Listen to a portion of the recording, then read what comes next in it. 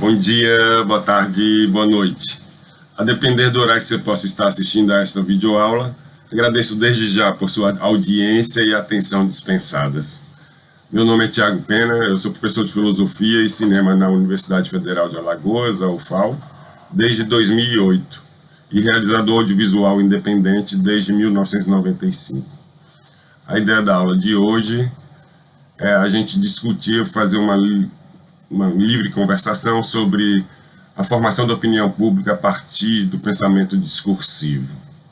Então, a proposta metodológica desta aula irá percorrer como uma explicação racional, um raciocínio, difere de uma imagem espectral, chamada assim pelas possibilidades de, através das redes, se tornar acessível e compartilhável em qualquer ponto do globo.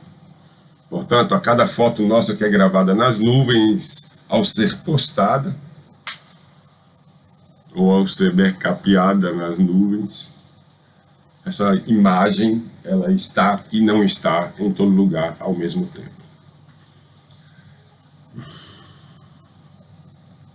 Então a gente tem um detalhe do afresco de Michelangelo, com a famosa cena do Sócrates que aponta para cima, o velho Sócrates que aponta para cima e o Aristóteles, apontando para baixo, né? Afinal, como podemos definir a linguagem e como podemos entender seu papel na formação da opinião pública? Enfim, qual a diferença entre uma explicação racional versus a imagem pública na formação da opinião pública, digamos assim? Sem mais delongas, o Logos é uma marca distintiva do discurso filosófico. Mas a gente sabe que há pelo menos a palavra Logos, ela surge no contexto da palavra divina, de certo modo, expressa pelo poeta Rapsôdo quando está em transe, digamos assim, ou está entusiasmado, né?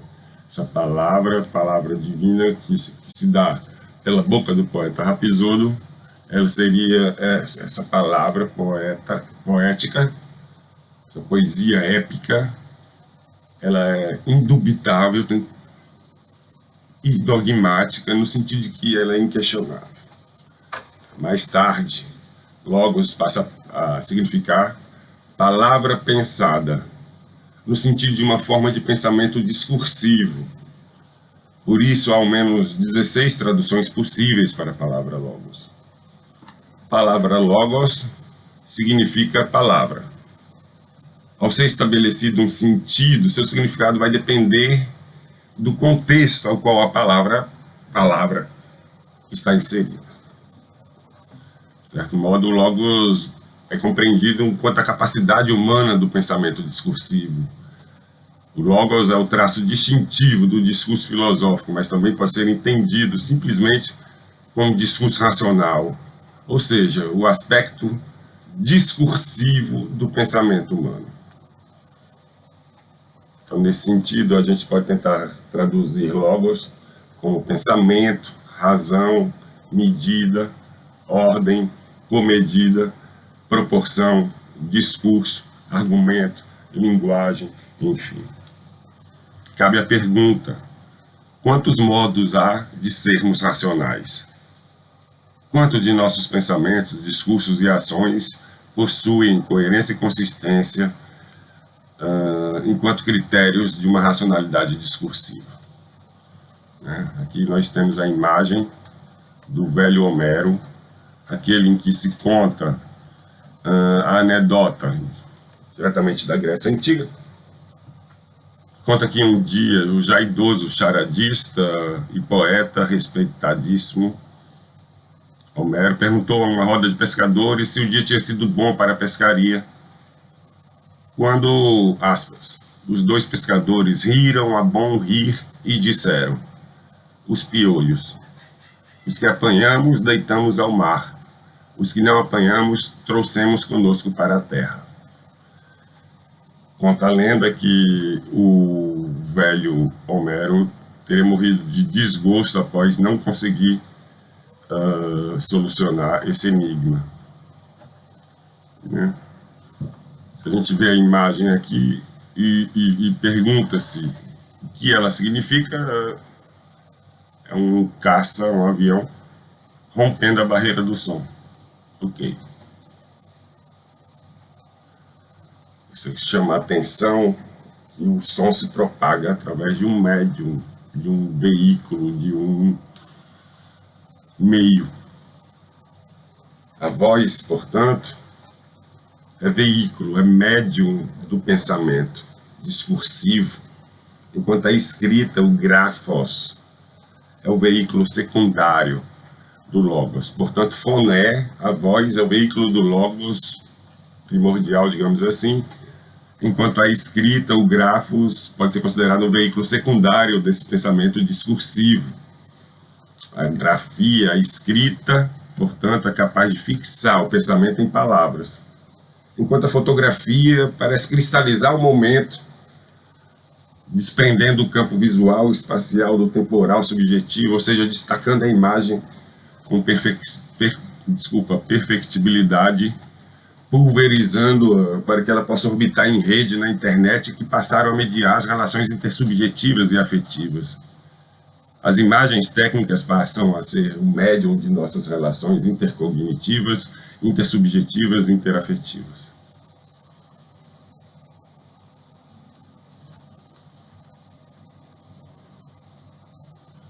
A concepção de linguagem como expressão do pensamento, portanto,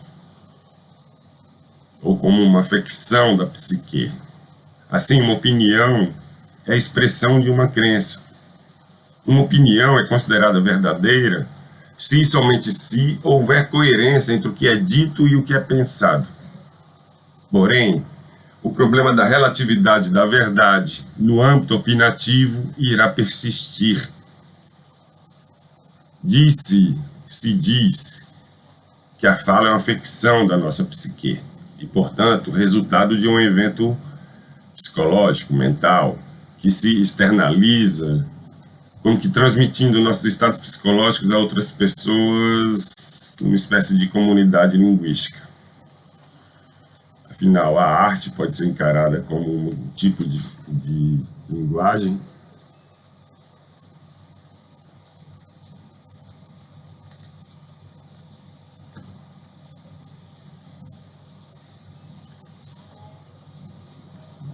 Etimologicamente, a palavra doxa tem origem no sentido de glória, levando-se em conta que o povo grego antigo era um povo guerreiro, entre aspas, que a guerra era e ainda é a principal atividade econômica. O sistema produtivo, ele cria mais potências antinaturais do que, enfim, tem que extravasar em algum momento, e a indústria bélica faz esse aquecimento da economia global. Voltando um pouquinho, o que é uma crença? Afinal, essa palavra doxa, que significa glória. Glória, ela é passageira, glória, ela é maleável, glória é hoje, não é amanhã. Então, filosoficamente, doxa, no âmbito do pensamento, significa crença. No âmbito da linguagem, a expressão dessa crença é a opinião. Então, a crença pode ser compreendida como uma espécie de estado de confiança, no qual o sujeito cognoscente assume uma espécie de compromisso com a adesão de determinada tese ou teoria. Teses, em grego, significa posição, colocação, disposição. A origem da palavra teses tem a ver com o ordenamento dos exércitos.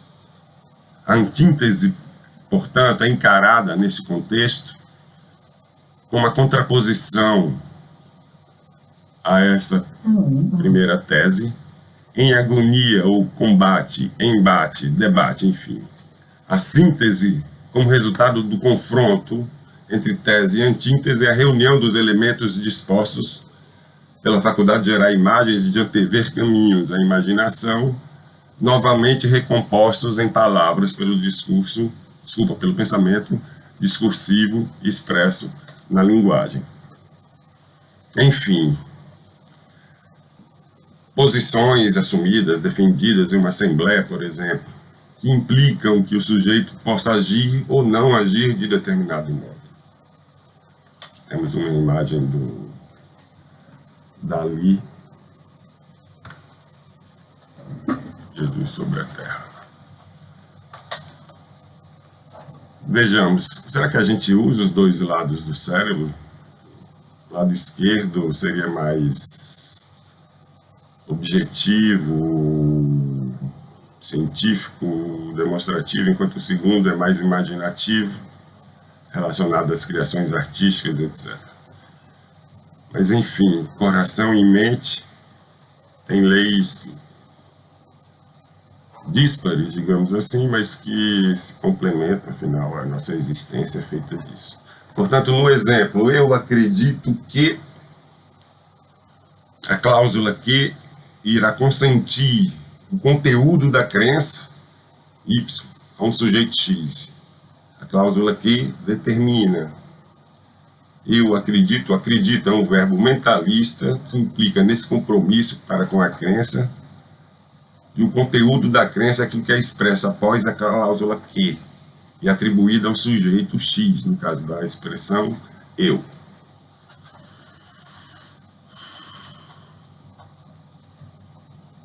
No entanto, de certo modo, ter uma crença significa admitir adesão a determinada concepção acerca da realidade.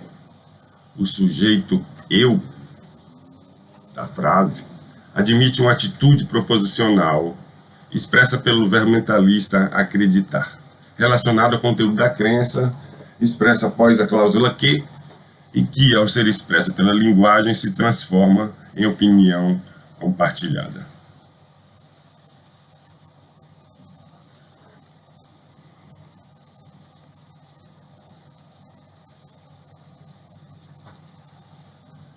Atenção!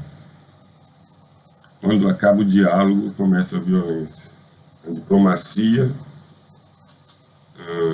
as tentativas diplomáticas devem anteceder, sempre de modo democrático, a qualquer evidência de consenso ou de extensão entre as partes.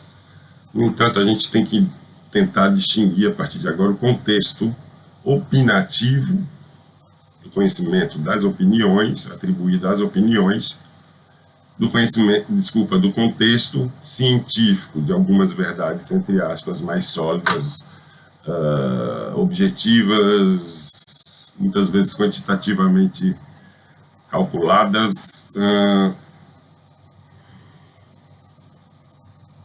Então há uma flutuação muito maior entre os conteúdos das crenças do que nesse pensamento científico empirista, por exemplo, em que há um rigor metodológico maior para que se alcance certas verdades que possam ou não ser transformadas em crenças. Então, ao distinguir o contexto opinativo do científico, devemos admitir que as opiniões variam. Verdade? Em 1931, o famoso Círculo de Viena reuniu pensadores, filósofos e cientistas para discutirem quais seriam os critérios e as premissas fundamentalmente aceitas pela comunidade científica e que visasse a um critério rigoroso e objetivo para os conhecimentos científicos a partir de então. Eles se decidiram, entre aspas, pelo materialismo fisicalista empirista, no sentido moderno do termo, um conjunto de técnicas e procedimentos metodológicos de auferição e medida de eventos naturais, obviamente mensuráveis, com certa probabilidade, de tal modo que as verdades científicas são estabelecidas por uma tentativa de consenso, consensualmente, por tal comunidade científica, em detrimento decide, eles próprios, né, essa própria comunidade linguística decide o que é científico ou não. Assim, hipóteses e teorias são testadas diariamente, e novos avanços, tanto no campo do conhecimento quanto no campo da tecnologia, são superações do nosso mecanismo psíquico de autossuperação.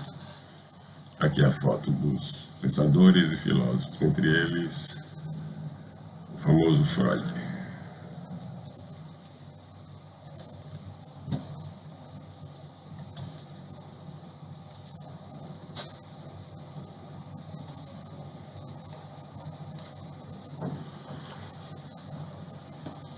No contexto opinativo, a verdade torna-se relativa, portanto, a gente cai no relativismo da verdade no contexto das opiniões, o que instaura uma nova modalidade do que seja verdade, uma nova definição do que pudesse ser considerado verdade. Então, ao admitirmos o relativismo das verdades do âmbito da opinião, do conhecimento opinativo, a gente tem que admitir uma verdade autocentrada, então uma auto-verdade, as nossas verdades próprias, né?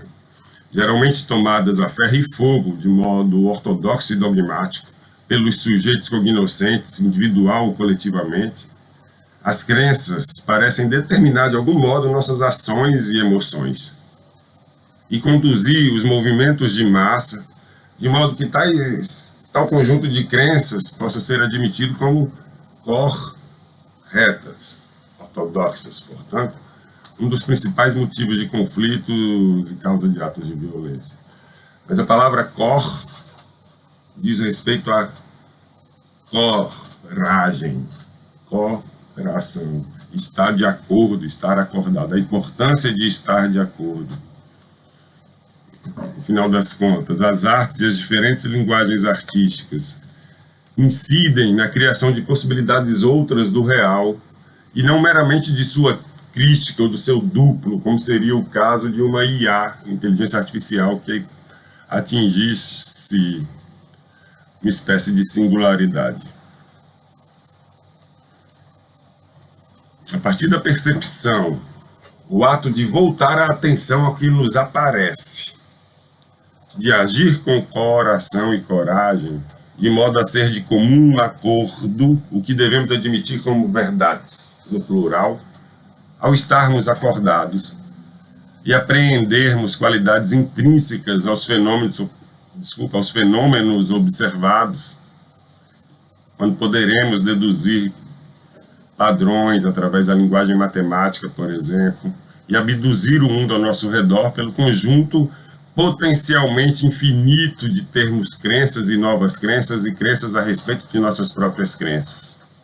Enfim, o elemento metalinguístico necessário para a asserção de crítica e reflexão, através de determinada problematização da realidade posterior à apropriação conceitual.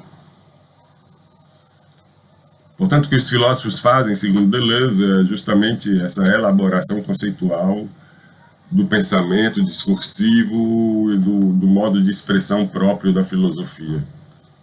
A gente conhece o Homem Veturano, do Leonardo da Vinci, e conhecemos as frases: o homem é a medida de todas as coisas, Protágoras, famoso sofista, e Heráclito, famoso e obscuro filósofo ermitão, ao deitar-se com as costas no gramado, levantou a perna e disse: a lua é do tamanho do meu pé.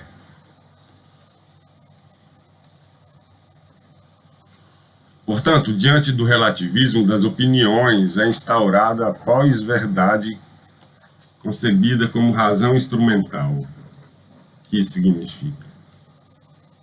Aqui a gente tem um gráfico da flutuação dos valores na Bolsa de Valores.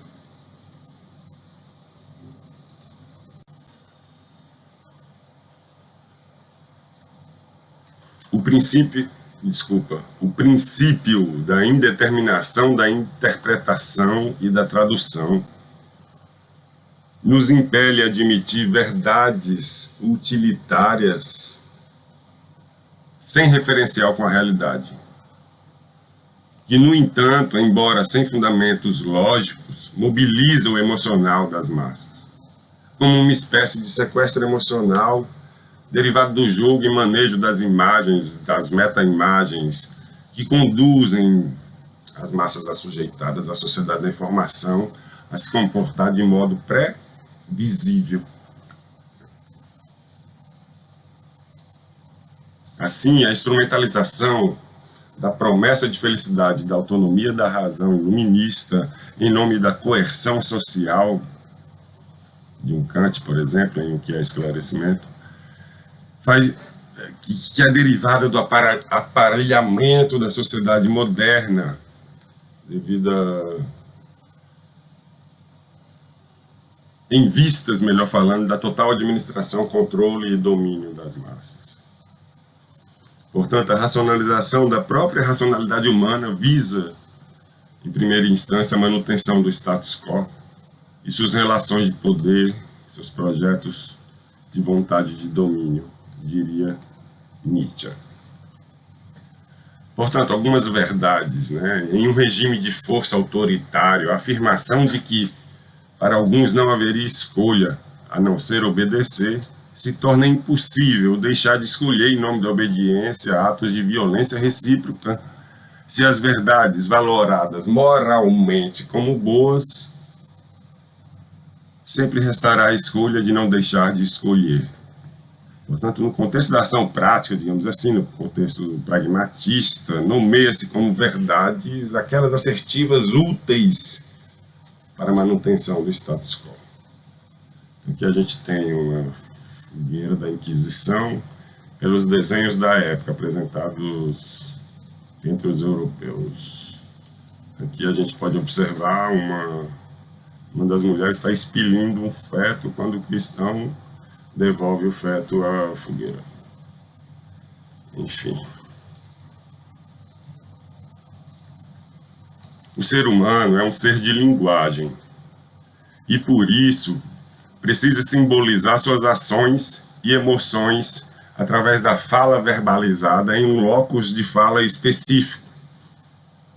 Ao participar de uma comunidade linguística com alguma premissa em comum, seja o destino, o acaso com mania de grandeza, deste modo estabelece uma valoração Z. Se eu tinha um sujeito X que consentia conteúdo de uma crença Y, agora esse conteúdo vai ser valorado de uma maneira Z, entre aspas, X, Y, Z, expressa por meio da linguagem organizada ou reorganizada, na maioria dos casos, compartilhando valores em comum. Embora não haja, nesse caso, a necessidade de incumbir um referencial de realidade. As assertivas, as afirmações tomadas como verdadeiras pela maioria e que irão compor a opinião pública. A palavra endoxa, vocês veem que a doxa ainda persiste. Na etimologia da palavra, a palavra endoxa significa ilustre. Né? Então, portanto, sentido filosófico são opiniões reputáveis, opiniões comumente aceitas, ou uma opinião comumente aceita pela maioria, e irá compor isso que a gente chama de opinião pública. Na sociedade da informação, os sujeitos devem obediência a uma hegemonia cultural comunicacional. O que isso significa? Que com a enxurrada diária de informações, o assujeitamento moderno, digamos assim, da sociedade da informação, faz com que aquele que está convencido de que os mecanismos de persuasão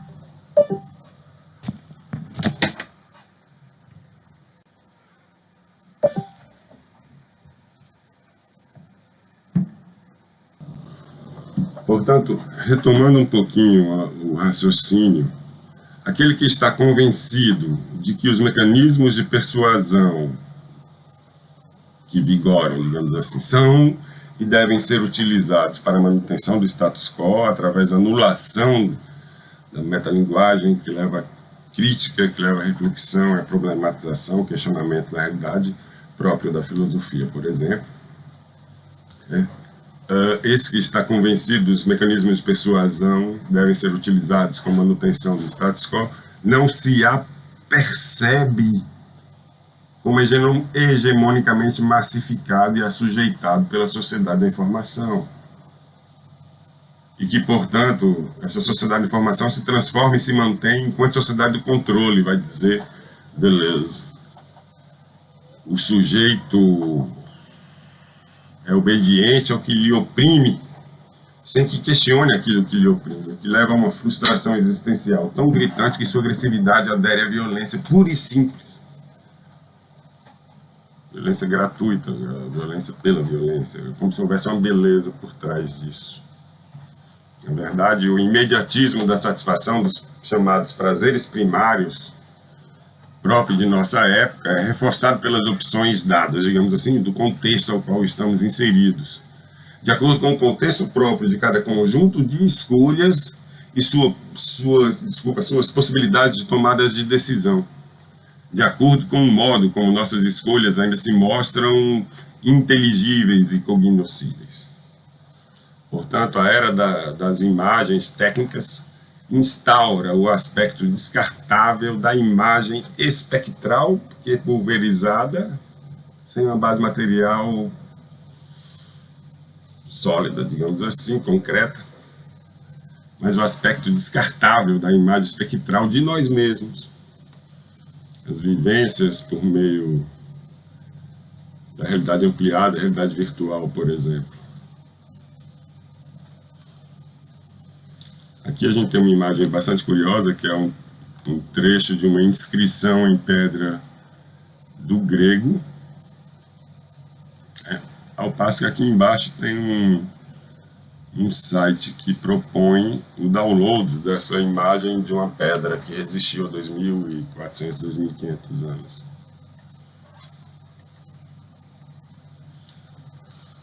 A invenção da escrita alfabética linear no século VI a.C. fez prevalecer como marco civilizatório, como marca civilizatória da cultura ocidental, fez prevalecer a palavra sobre as imagens, o logos sobre os fantasmas. O imago é a tradução para o latim de fantasmas, como imagens. Portanto, fixar as palavras, formular discursos racionais, ordenados, proporcionais, e, portanto, com critérios como capacidade de metalinguagem e crítica, permitiu fixar e memorizar discursos, de modo a estabelecer a invenção da escrita como um ponto de inflexão da humanidade e marco civilizatório.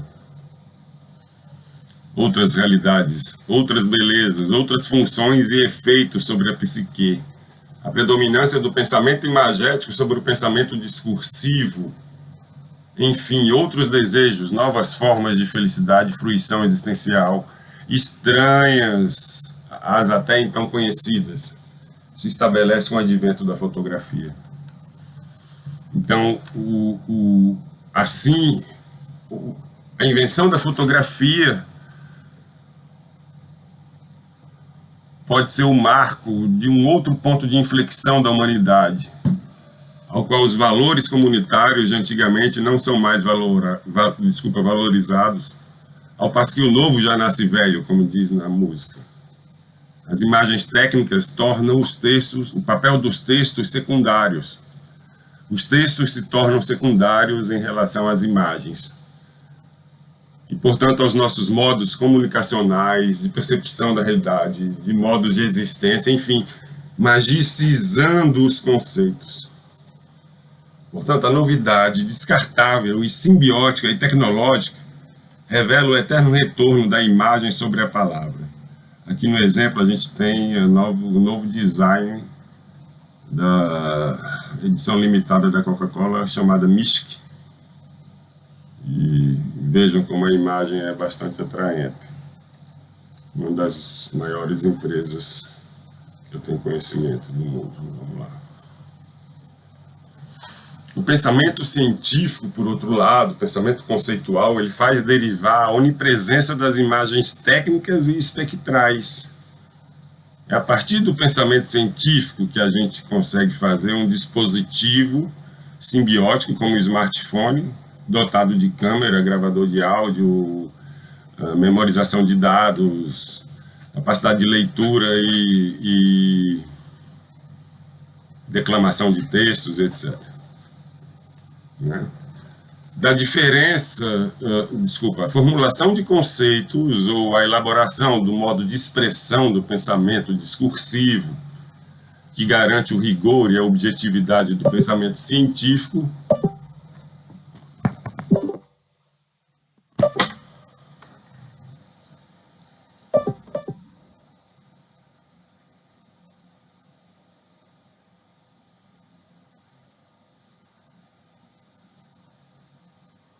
retornando um pouquinho, a formulação de conceitos ou elaboração do modo de expressão do pensamento discursivo, que irá garantir o rigor e a objetividade do pensamento científico, tem seu cúmulo, digamos assim, na concretização da tecnologia, da técnica emancipada, digamos assim, por meio da linguagem matemática, que garantiu a revolução digital, que implica em novos valores arcaicos.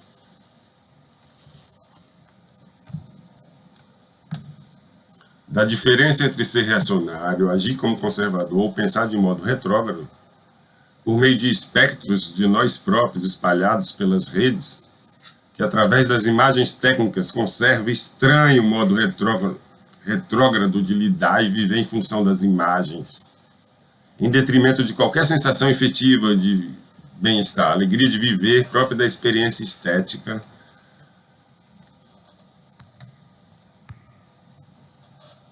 ocasionada pela presença da experiência estética no cotidiano, da arte no cotidiano.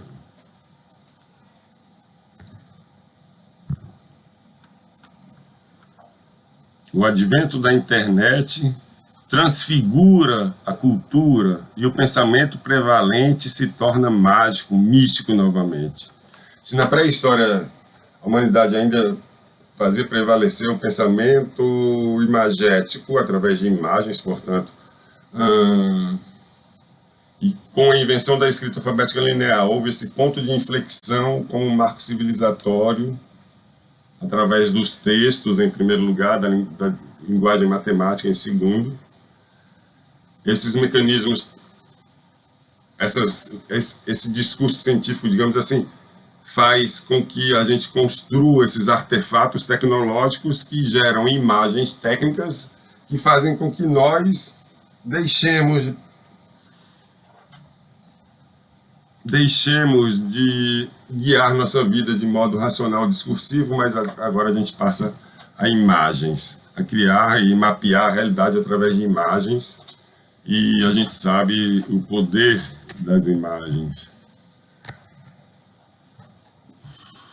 A noção de web, rede, internet, desterritorializa a propagação de informações, ou seja, com a despolarização do polo emissor, qualquer pessoa potencialmente pode gerar conteúdo para as redes. Bem como a fabricação e composição de conteúdos, especificamente audiovisuais, por exemplo. O mundo virtual se assemelha ao espelho da bruxa má, que se vê como a mais bela do reino, a não ser pela presença horripilante de Branca de Neve. Ou seja, o pensamento imagético exige que ele seja metamorfoseado através de metáforas e narrativas para que se faça ser compreendido. Em oposição ao pensamento discursivo, conceitual, faz emergir o pensamento imagético, fantasmagórico e espectral. Está aqui na imagem o espectro do pai de Hamlet, que havia sido assassinado e volta em pessoa, digamos assim, para contar ao filho o feito que poderia ter ocorrido ou não. O pensamento imagético e o pensamento conceitual, expresso por meio de definições conceituais, o pensamento imagético e o pensamento conceitual se mostram como antagônicos, embora não sejam excludentes, mas derivam e fazem engendrar um do outro, o outro com relação a si próprio, para que não nos escape do olhar nenhuma imagem conceitual, imagem-conceito, ou conceito imagético, conceito-imagem. Os sujeitos comunicacionais devem agir conforme o conjunto subliminar de informações que lhes impõem. A brincadeira do seu rei mandou dizer é tão parecida quanto um comunicado da polícia. Trata-se de ordens a serem seguidas, de diretrizes dos modos de existir e perceber a realidade. Entre outras acepções, informar significa informar, moldar a psique, o que revela a violência de espírito, a violência de espírito que sofremos e defendemos diariamente, sem nos apercebermos.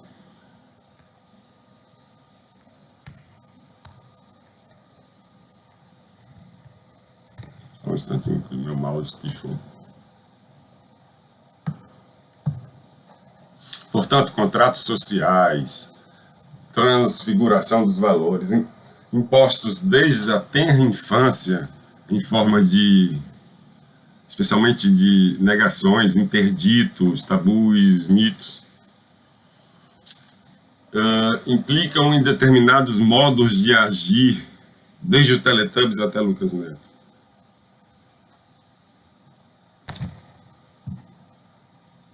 O que nos interessa, a opinião pública é formada a partir das imagens espectrais, e não mais por um improvável raciocínio subjacente a um discurso retórico, por exemplo.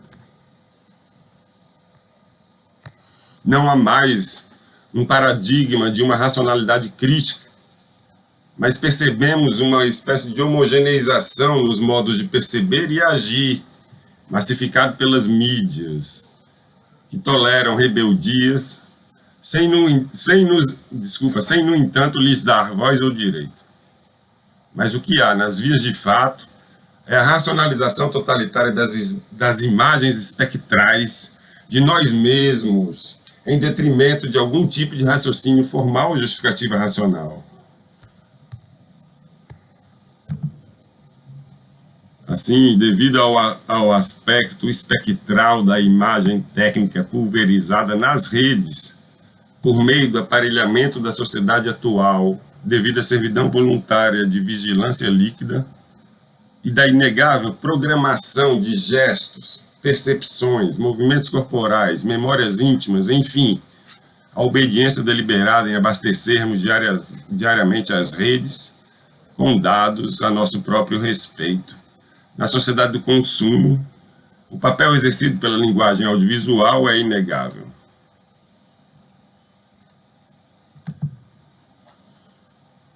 Toda narrativa depende de uma perspectiva subjetiva que narra os fatos, a do narrador, evidentemente. Através das imagens também narramos os fatos.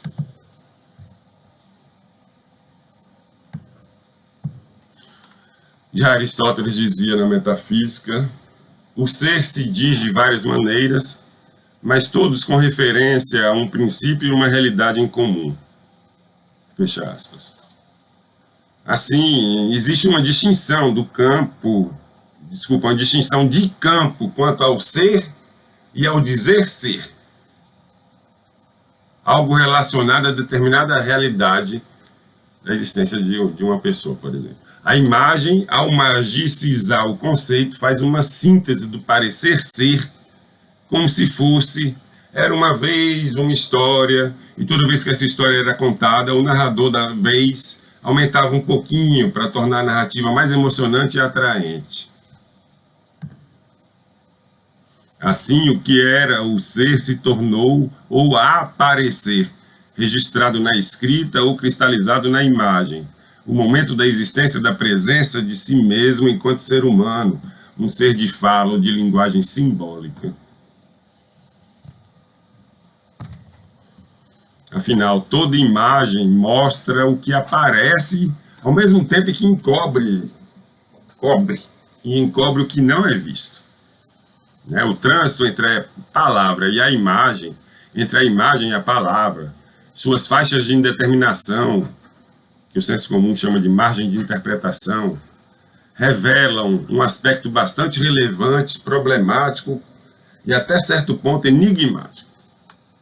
Por exemplo, na imagem do Carlito, em tempos modernos, a dedicação e o entusiasmo com que Carlitos se objetifica, coisificando-se, reificando-se em uma mera engrenagem do sistema produtivo, nos causa certa estranheza e atração por empatia ao mesmo tempo.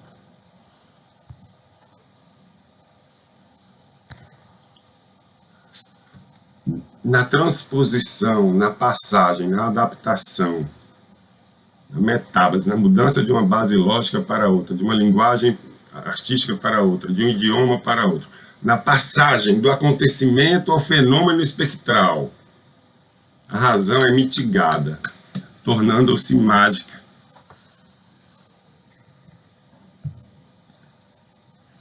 Uma citação muito famosa do Nietzsche é a seguinte: não existem fatos, mas somente interpretações.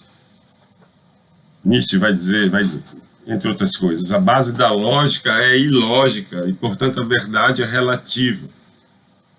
A filosofia seria como uma plataforma de petróleo em alto mar que flutua sobre uma base movediça. A metáfora expressa como o corpo rígido e sistêmico do discurso filosófico é sustentado por premissas frágeis sobre a estranheza do novo, a desbanalização do cotidiano.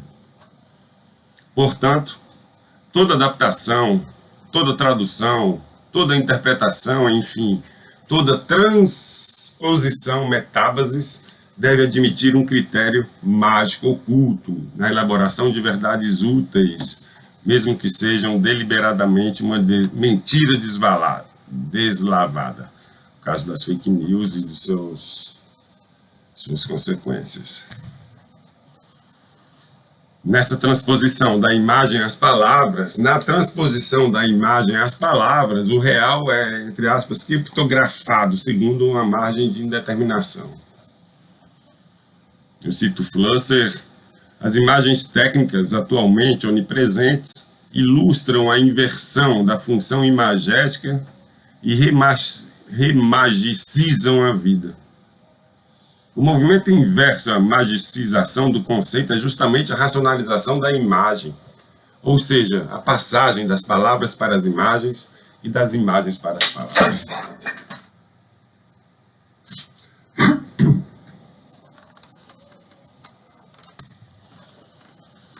A finalidade da opinião pública é atribuir valores preconcebidos ao conjunto de ações e emoções dos seres humanos.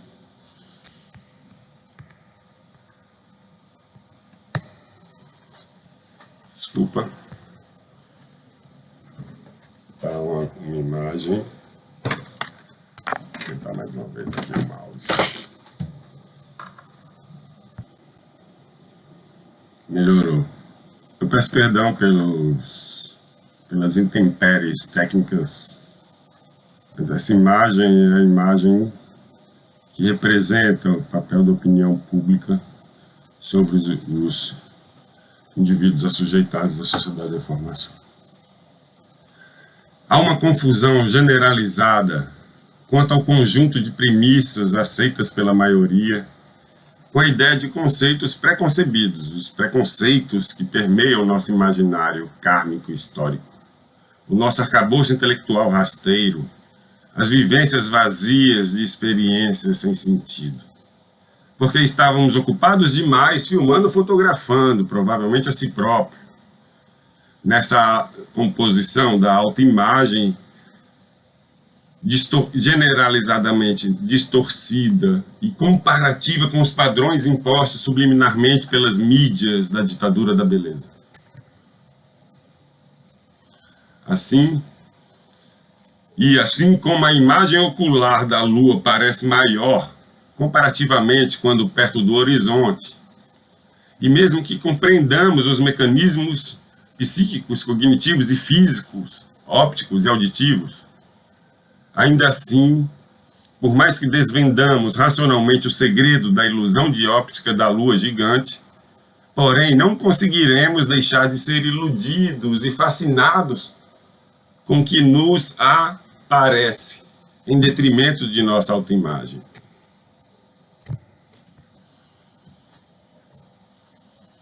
Nesse sentido, as artes têm prevalência na criação de possibilidades outras aos modos de existência humanos.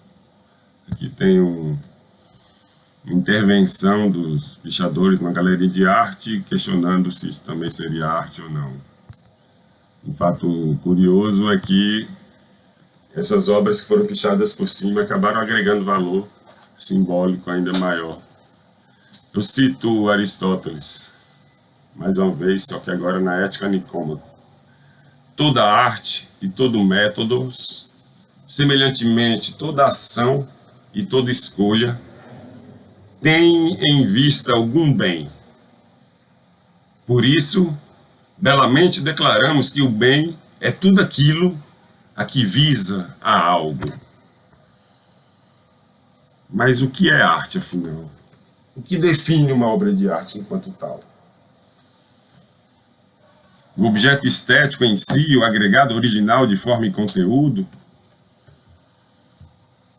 o mito o dom divino, a arte seria mero produto de um gênio artístico indecifrável? O locus do objeto, para ser arte, precisa estar no museu? A função da obra de arte sobre o público espectador, suas efetividades terapêuticas, pedagógicas e políticas? As finalidades extrínsecas à arte? As exigências político-ideológicas de inserção da obra de arte no contexto histórico, em seu contexto histórico, legitimaria dizer o que a arte deveria ser? Em outras palavras, isso é arte? O que é arte? Essa é a questão.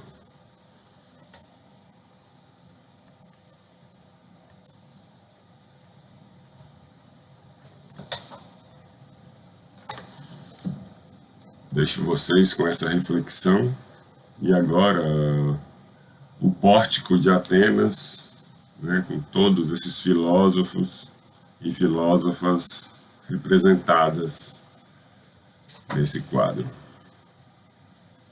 Queria agradecer desde já a atenção dispensada, desejar paz a todos.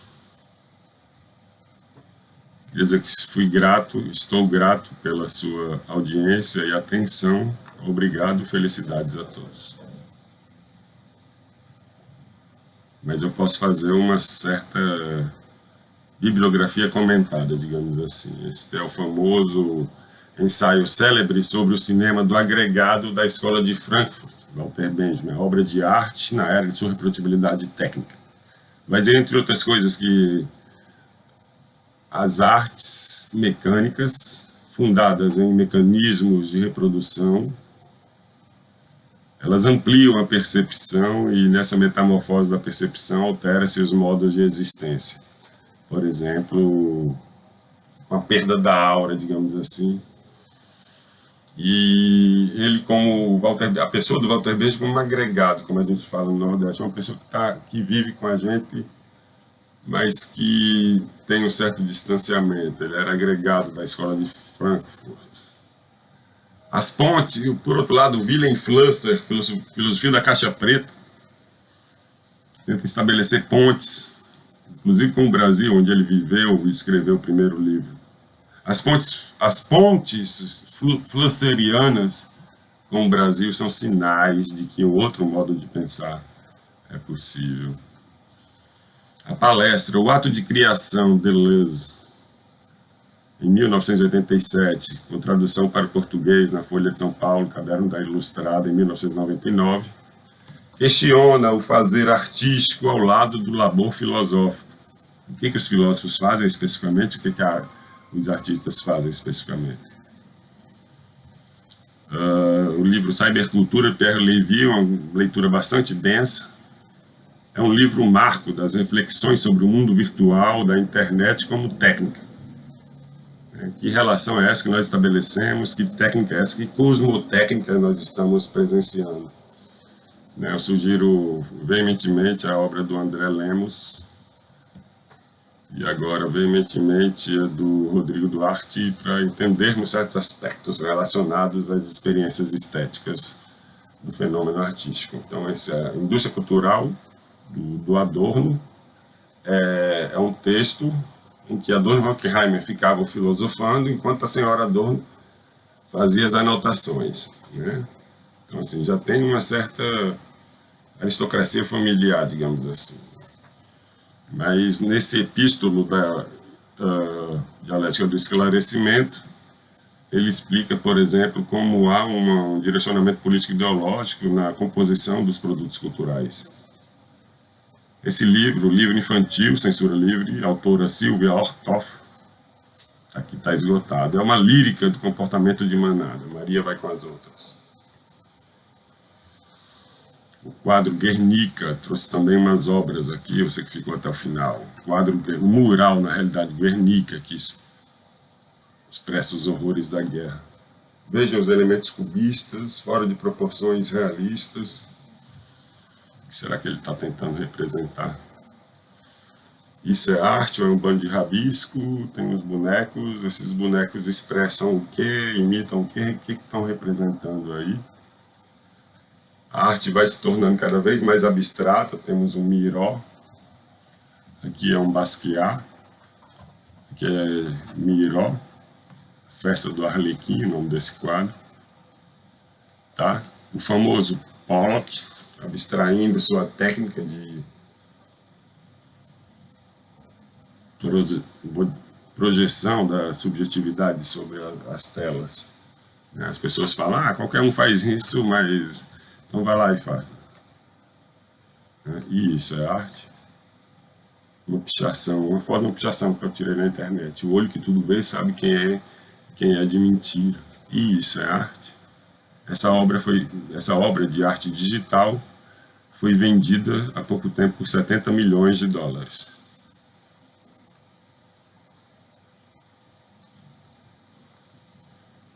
Então, com essas reflexões, eu encerro por aqui, não sem antes agradecer de fato pela atenção e disponibilidade. Muito obrigado.